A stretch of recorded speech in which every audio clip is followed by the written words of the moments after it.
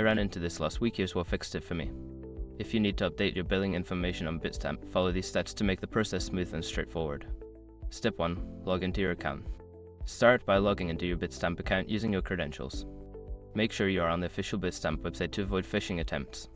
Step 2. Navigate to Account Settings. Once loaded in, go to the Account Settings section. This is usually found in the upper right corner of the screen under your profile icon. Step 3. Select Billing Information. In the Account Settings menu, look for the Billing Information option. Click on it to access your current billing details. Step 4. Update your details. Here, you can edit your billing information. Make sure to enter your new details accurately, including your credit card number or bank account information. Step 5. Confirm changes. Before starting recovery, use the sroc.com link in the description to open the account recovery checklist generator and make sure your verification details are ready. Remember, if you enter an incorrect email address, you might miss the confirmation step, so double check your entries. I hope this guide helps you easily update your billing information.